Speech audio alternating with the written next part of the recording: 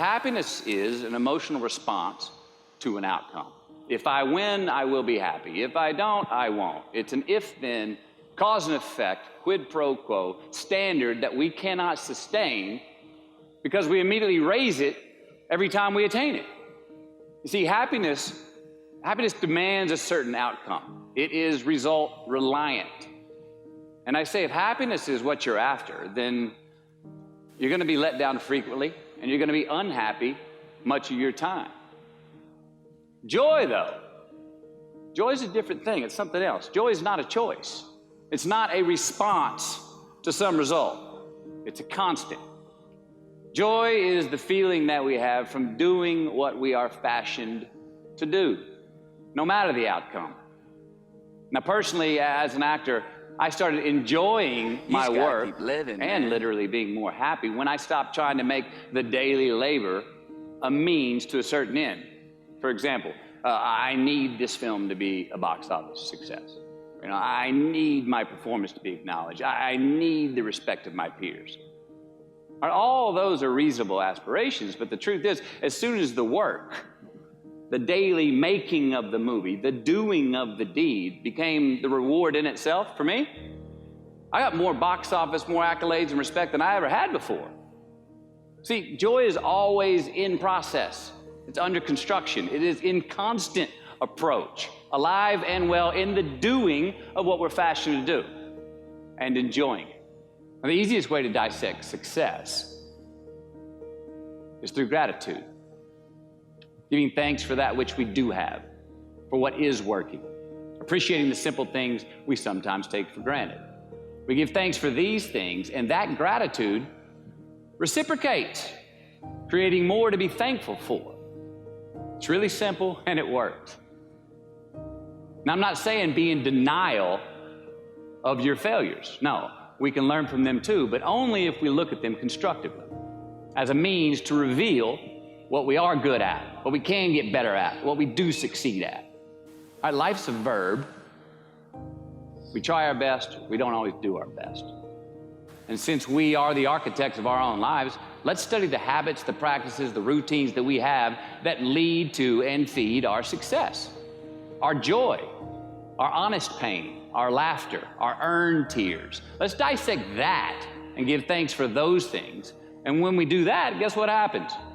We get better at them, and we have more to dissect. It's a get-rich-quick on the internet, richest 15 minutes of fame world that we live in, and we see it every day. But we all want to succeed, right?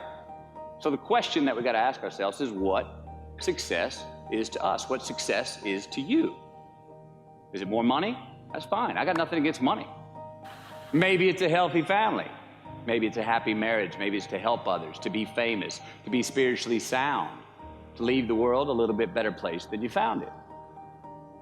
Continue to ask yourself that question. Now, your answer may change over time, and that's fine. But do yourself this favor. Whatever your answer is, don't choose anything that will jeopardize your soul. Prioritize who you are, who you want to be, and don't spend time with anything that antagonizes your character. Don't drink the Kool-Aid, man. It tastes sweet, but you will get cavities tomorrow, all right? Life is not a popularity contest. Be brave, take the hill, but first answer that question, what's my hill? Well, for me, it's a measurement of 5 things. We got fatherhood. We got being a good husband. We got my health, mind, body, and spirit. We got career, and we got friendships. These are what's important to me in my life right now. Because I want to keep all 5 in healthy shape. And I know that if I don't take care of them, if I don't keep up maintenance on them, one of them is going to get weak, man. It's going to dip too deep into the debit section. It's going to go bankrupt. It's going to get sick, die even. So first, we have to define success for ourselves. And then we have to put in the work to maintain it. Take that daily tally. Tend our garden. Keep the things that are important to us in good shape. Defining ourselves by what we are not is the first step that leads us to really knowing who we are. You know that group of friends that you hang out with that they really might not bring out the best in you? You know, they gossip too much or they're kind of shady. They really aren't going to be there for you in a pinch. Or how about that bar that we keep going to that we always seem to have the worst hangover from? Or that computer screen, right? That computer screen that keeps giving us an excuse not to get out of the house and engage with the world and get some real human interaction. Or how about that food that we keep eating, the stuff that tastes so good going down, it makes us feel like crap the next week, when we feel lethargic and we keep putting on weight? Well, those people, those places, those things, stop giving them your time and energy. Just don't go there. I mean, put them down.